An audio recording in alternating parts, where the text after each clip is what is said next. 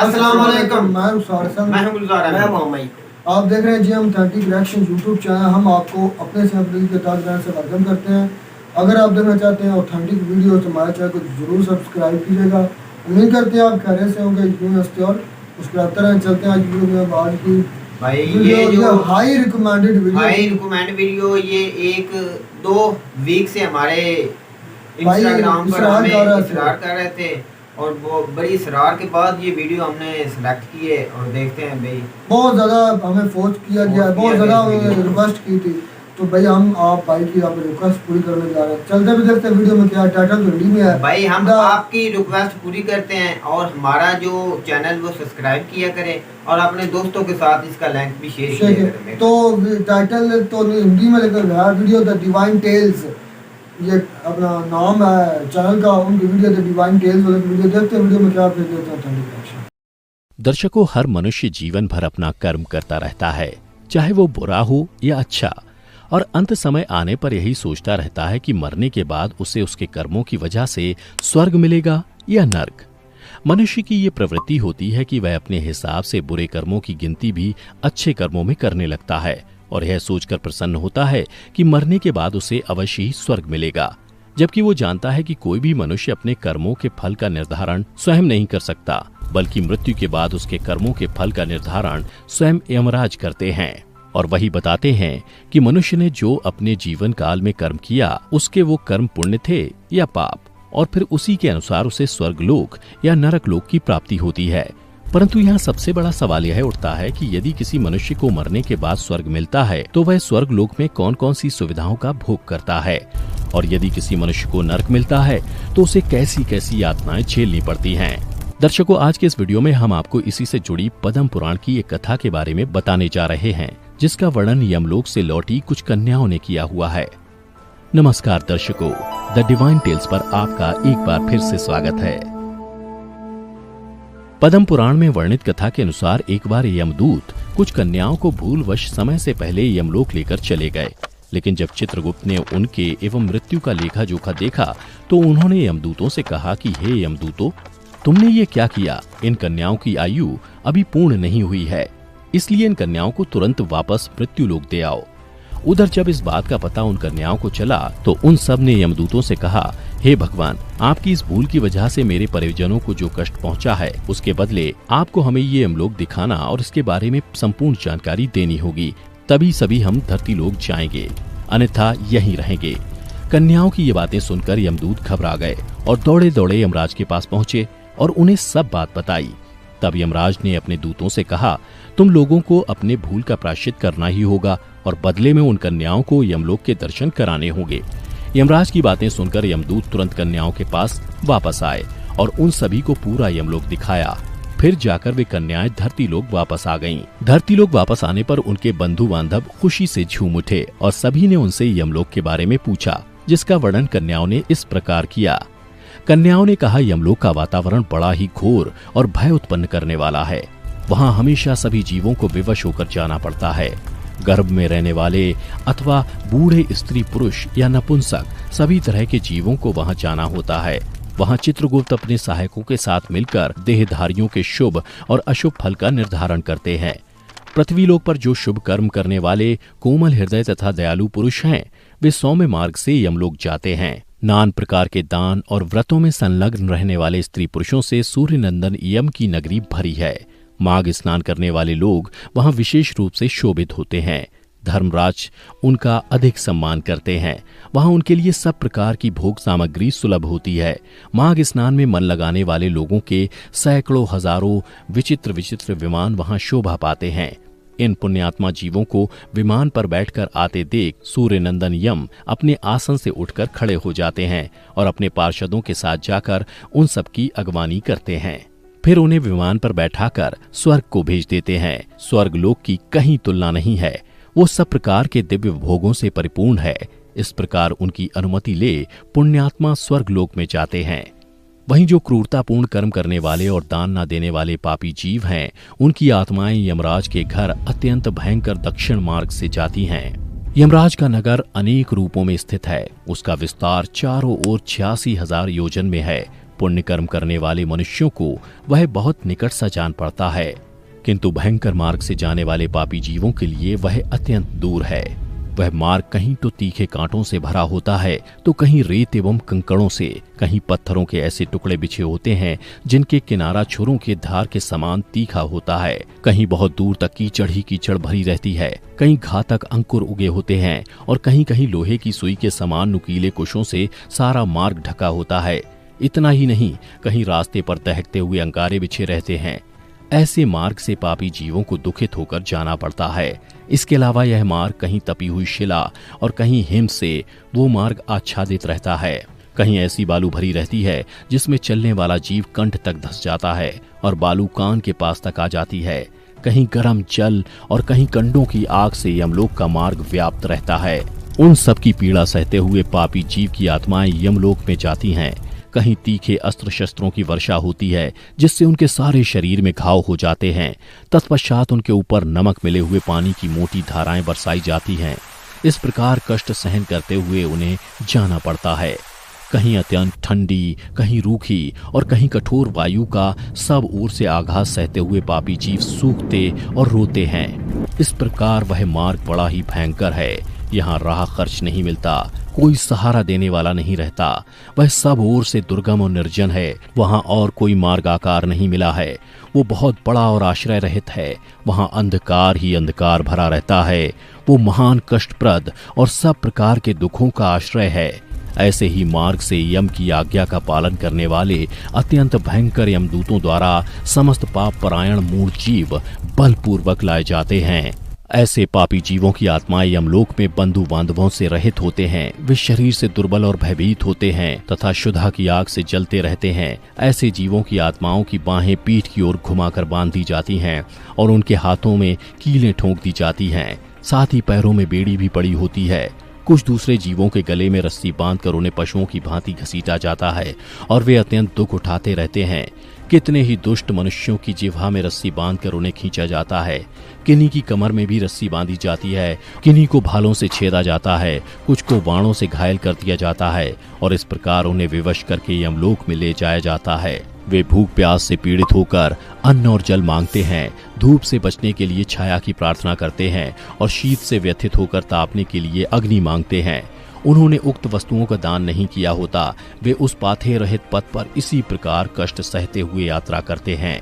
इस प्रकार अत्यंत दुखमय मार्ग से चलकर जब वे प्रेत लोक में पहुंचते हैं, तब दूत उन्हें यमराज के आगे उपस्थित करते हैं। तब यमराज और चित्रगुप्त उन पापियों को धर्मयुक्त वाक्यों से समझाते हुए फटकारते हुए कहते हैं कि ओ खोटे कर्म करने वाले पापियों, तुमने दूसरों के धन हड़प लिए और सुंदर रूप में घमंड में आकर पराई स्त्रियों के साथ व्यभिचार किया। मनुष्य अपने आप में जो कुछ कर्म करता है उसे स्वयं ही भोगता है। फिर तुमने अपने ही भोगने के लिए पाप कर्म क्यों किया और अब अपने कर्मों की आग में जलकर इस समय तुम लोग संतप्त क्यों हो रहे हो। इतने में ही यमदूत कुछ राजाओं की आत्माओं को लेकर यमराज के पास पहुंचे। तब यमराज ने उन आत्माओं को देखते हुए कहा, देखो दुरात्माओं, ये राजा लोग भी अपने भयंकर कर्मों से प्रेरित हो मेरे पास आए हैं। इन्हें अपनी खोटी बुद्धि और बल का बड़ा घमंड था। ये दुराचारी राजायन अपनी प्रजा का सर्वनाश करने वाले हैं। ये थोड़े समय तक रहने वाले अपने राज्य के लिए घोर पाप किए हैं। इन सभी ने राज्य के लोभ में पड़कर मोहवश बलपूर्वक अन्याय से जो प्रजाजनों को दंड दिया और इस समय उसी का फल भोगने यहाँ आए हैं। अब इन राजाओं से पूछो कि कहाँ है वो राज्य और कहाँ गई वो रानी जिनके लिए ये सब पाप इन्होंने किया। इस प्रकार राजाओं से धर्म की बात कहकर धर्मराज ने अपने दूतों से कहा, तुम इन राजाओं को पकड़ कर ले जाओ और क्रमशः नरक की आग में डालकर इन्हें पापों से शुद्ध करो। तब वे दूत शीघ्र ही उठकर राजाओं के पैर पकड़ लिए और उन्हें बड़े वेग से आकाश में घुमाकर ऊपर फेंक दिया। तत्पश्चात उन्हें पूरा बल लगाकर तपाई हुई शिला पर बड़े वेग से पटका। शिला पर गिरने से उनका शरीर चूर चूर हो गया, रक्त के स्रोत बहने लगे। इसके बाद पापी की शुद्धि के लिए उसे नरक के समंदर में डाल दिया गया। इस पृथ्वी के नीचे नरक की 28 कोठियां हैं। वे 7वें तल के अंत में भयंकर अंधकार के भीतर स्थित हैं। उनमें पहली कोटिका का नाम घोरा है और उसके नीचे सुघोरा की स्थिति है। तीसरी अति घोरा, चौथी महाघोरा और 5वीं कोटि घोर रूपा है। छठी का नाम तरल तारा, 7वीं का भयानका, 8वीं का कालरात्रि और 9वीं का भयोत्कटा है। उसके नीचे 10वीं कोटि चंडा है, उसके भी नीचे महाचंडा है, 12वीं का नाम चंड कोलाहला है और उसके बाद प्रचंडा, नरनायिका, कराला, विकराला और वज्रा हैं। 3 अन्य नरकों के साथ वज्रा की 20वीं संख्या है। रौरव से लेकर अविचि तक कुल 140 नरक माने गए हैं। इन सब में पापी मनुष्य अपने अपने कर्मों के अनुसार डाले जाते हैं और जब तक भांति भांति की यातनाओं द्वारा उनके कर्मों का भोग समाप्त नहीं हो जाता तब तक वे उसी में पड़े रहते हैं।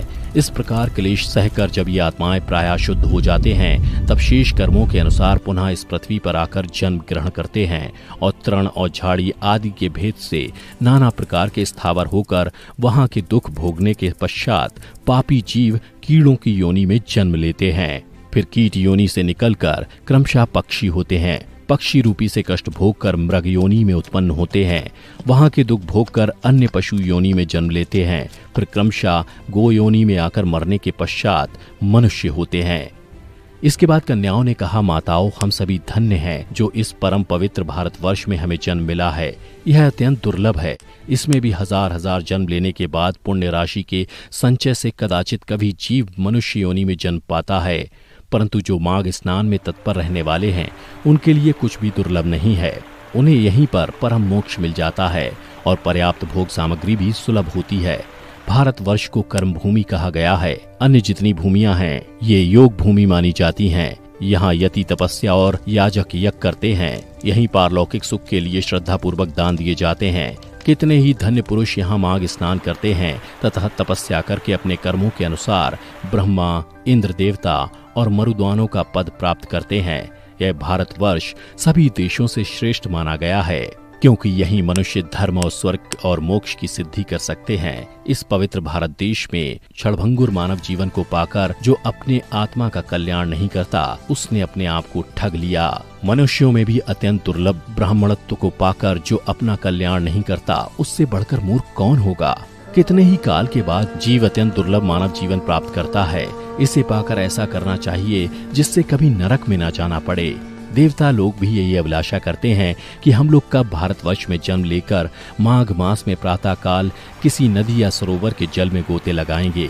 देवता यह गीत गाते हैं कि जो लोग देवत्व के पश्चात स्वर्ग और मोक्ष की प्राप्ति के लिए मार्गभूत भारतवर्ष के भूभाग में मनुष्य जन्म धारण करते हैं वे धन्य हैं। इसलिए दर्शकों, आप सभी भी पुण्य करें और पाप छोड़ दें। पुण्य से देवत्व की प्राप्ति होती है और अधर्म से नरक में गिरना पड़ता है। और यदि आप लोग संसार बंधन से छुटकारा पाना चाहते हो तो सच्चिदानंद स्वरूप परम देव श्री नारायण की आराधना करो। यह संसार निसार है और नाना प्रकार के दुखों से भरा है। इस पर विश्वास नहीं करना चाहिए क्योंकि एक दिन तुम्हारा निश्चय ही नाश होने वाला है। इसलिए सदा ही विष्णु की आराधना करते रहो और यही अंतिम मार्ग है आपको अपनी मुक्ति पाने का। तो दर्शकों, उम्मीद करता हूं कि आपको हमारी ये कथा पसंद आई होगी। अगर पसंद आई तो ज्यादा से ज्यादा लाइक और शेयर करें। साथ ही अगर आपने अभी तक हमारे चैनल को सब्सक्राइब नहीं किया है तो अभी सब्सक्राइब कर लें। आज की वीडियो में बस इतना ही। अब हमें दीजिए इजाजत। आपका बहुत बहुत शुक्रिया।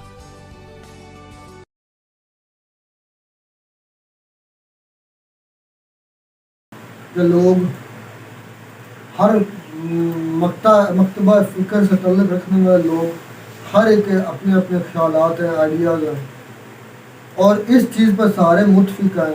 जितने भी मज़हब मैंने देखे जिस तरह ये देखा इसमें जो उनका अपना है धर्म, उनके धर्म के लिहाज से जो गुनाहगार जिनको हम गुनाहगार कहते हैं वो हमारे नज़दीक भी दोज़ख में जलेंगे, आग में जलेंगे। और इनका भी जो सिनेरियो बताया गया है, जो सूरत बताई गई वो भी सेम ही है। तो मतलब कि जितना भी मज़हब बना वो यही कहते हैं कि अच्छे अमाल करें और नेकी फैलाएं, नेकी की दावत दें। ये सारे के सारे मज़हब में ये चीज़ कामन है। अगर आप अच्छे अमाल करेंगे तो आपको उसका बदला इधर भी मिलेगा और इस दुनिया के बाद जो उनके हर एक मज़हब के मुताबिक है उसके मुताबिक उनको उधर जज़ा और सज़ा मिलेगी। और उन्होंने बताया ना कि उनकी 40 के कितनी, वो हम तो कहते हैं दोज़ख उसको कहते हैं, वो उसको नर्क कहते हैं। उसके भी उन्होंने ना 40 स्टेज हैं। 40 जैसे आदमी ने अपने कर्म किए होंगे ना उस तरह की सजा उन्होंने गुनाह किए होंगे उसके मुताबिक उसको सजा मिलेगी और उसके मुताबिक उसके 40 वो कह रहे हैं हमारे नर्क है। और हमारे यहाँ भी दर्जे हैं। हमारे यहाँ इधर भी दोज़ख के यही हिसाब है जो सात दुनिया दर्जे हैं। में बुराई सात दर्जे फैलाएगा, हैं, उसके जो कितने गुनाह करेगा उसके मुताबिक ही उसको सजा मिलेगी।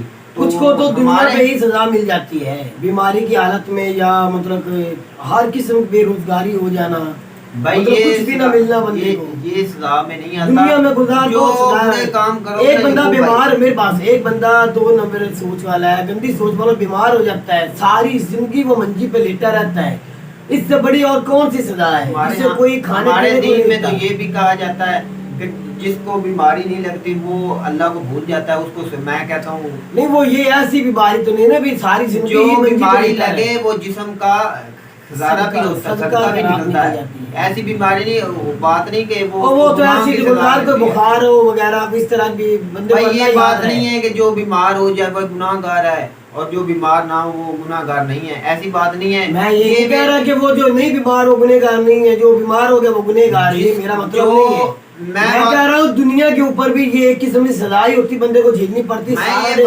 किसी बंदे को फालज हो जाता है, वो सारी जिंदगी अपनी मंजी के ऊपर ही गुजार देता है, ये उसके बच्चे भी 4 पाई के ऊपर, उसके बच्चे भी तो छोड़ देते हैं, ठीक है ना, सिवाय उसकी बेटी या बीवी, इसके अलावा बेटे भी नजदीक नहीं आते। इससे बड़ी गुजार क्या सजा कोई भाई का सफाई ये करने कहना वाला। था कि हर मजहब के इलाज है, हर मजहब यही कहता है जो बुरा काम करेगा उसको बुरी सजा होगी। उसे बुरा काम ही है, उसका नतीजा और बुरा ही है। बुरा नतीजा है। जो अच्छाई हर करेगा, वो किताब आगे में भी ये जिंदगी लिखा अच्छी है रुखसार भाई, हर मजहब की हर किताब में ये लिखा है। तो आदमी तो मैं तो कहता हूँ कि आदमी गुनाह करते क्यों है? जिस तरह इंसान गलती का पुतला मेरा भाई, कोई गलती इंसान से हो ही हर जाती है। मजहब इसको कंडेम करता है कि सबसे गुनाह से पहले बचा जाए। बेगुजार तो ये है, गलती हर इंसान खता का पुतला है, बिल्कुल इंसान से खता हो जाती है। हो जाती है। खता कर खता पर पशेमान होना कोई खता नहीं है, मतलब उस पर अगर आपको शर्मिंदगी हो जाती है तो फिर वो खता आपकी माफ हो जाती है। अगर खता आपने की है, आपने गुनाह किया है, फिर अल्लाह से माफी फिर माफी मांगो। नहीं मांगते, ये असल बड़ी खता है। बिल्कुल, ये अगर आप सबसे माफी बड़ी मांग बात है, लेते हैं, सबसे अल्लाह बड़ी बड़ी जात है, माफ करने वाला, अल्लाह बहुत बड़ा है। उनके मजहब के मुताबिक जो उनके भगवान हैं उनसे आप अपनी प्रार्थना करें, अपनी माफी मांगे। बिल्कुल। जिस तरह अपने हमारा मजहब है, हम अगर खता करते हैं, गुनाह करते हैं, अपने रब से तो हम माफी अपने मांगते अपने रब से माफी मांगते हैं।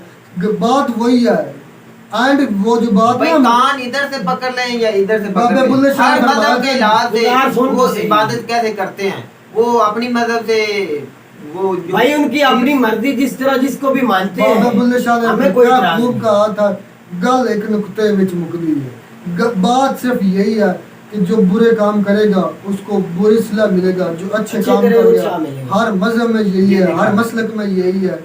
ये चीज़ कॉमन में पाई है जो सारे मजहब में एक जैसी है। बिल्कुल हमारा चाहे वो मुसलमान मजहब है, चाहे वो हिंदू है, चाहे वो ईसाई है, चाहे वो सिख है। सिख है, कोई भी मजहब है, स्टार्टिंग में वीडियो उसमें में तो यही बताया गया है ना। यही बताया गया कोई भी मजहब उसका ताल्लुक यही है कि अगर अच्छे काम करोगे तो इधर भी आपका अच्छा होगा, इमेज दुनिया की जिंदगी भी अच्छी दुनिया में होगी भी अच्छी होगी और आखिरत भी अच्छी होगी। अच्छे खिलाफ करें, मुख्तार भाई, दूसरे असल लोगों जो- का काम आए। असल जो जिंदगी है वो हमारे यहाँ तो ये कहते हैं कि ये तो 4 दिन की जिंदगी ये हकीकत है, जो ये हर आखिरत मजहब में की ये जिंदगी- कहते हैं। जो वो आने आने वाली वाली जिंदगी है ना उसको हमने बनाना ये चाहिए। चीज हर वो मजहब इधर ही गुजार बनाना है हमने, इधर ही। भाई इस दुनिया में रहकर वो काम हम करें और जो अच्छे, सजाएं- जो आखिरी हमारी बहुत लंबी जिंदगी है उसको हम अपनाएं। ये सजाएं जो बताई गई है ना, जिस तरह वो उनके मजहब के मुताबिक बहुत खौफनाक थी, हकीकत बात है, रोंगटे खड़े हो जाते हैं। और यही सेम इसी तरह हमारे मजहब हमारे यहाँ में भी भी यही सजाएं है कि हमें आग में जलाया जाएगा, हमें तरह तरह की तकलीफें दी जाएंगी, हमें ऐसा खाना दिया जाएगा जो हमारे गले में अटक जाएगा, जो बुरे काम करें जो दोज़खी होंगे, जो नर्क में जाएंगे, पता नहीं कितने हजार साल का एक दिन होगा। दिन होगा और वो खाना हमसे ना हम निकल पाएंगे ना उगल पाएंगे, कुछ भी नहीं होगा। तो ये इतनी ऐसी सजाएं हैं कि जो जो औरत के साथ बुरा काम करता है उधर भी उन्होंने सजा बहुत सख्त उसकी है, और जो हमारे यहाँ भी उसको जना कहते हैं वो भी मैं एक सारा तो सिस्टम जी एक है भाई। असल बात यह है, अच्छे काम करें, अच्छाई का दर्श दें, इखलाक सबसे बेहतरीन चीज़ है, बेहतरीन इखलाक लाएं, लोगों के काम है, इंसानियत के काम सारा है। अगर इखलाक आपका अच्छा है ना तो सारी बस, दुनिया सब- अच्छी है सारी भाई। सब दुनिया आपको सब- अच्छे समझेंगे, तो- इस जबान से सब कुछ होता है भाई। उम्मीद करते हैं आपको हमारी वीडियो अच्छी लगी होगी। अगर वीडियो अच्छी लगी हो तो हमारे चैनल को जरूर सब्सक्राइब कीजिएगा। मिलते हैं नए वीडियो में नए टॉपिक के साथ, तब तक दीजिए इजाजत। अल्लाह। अल्लाह।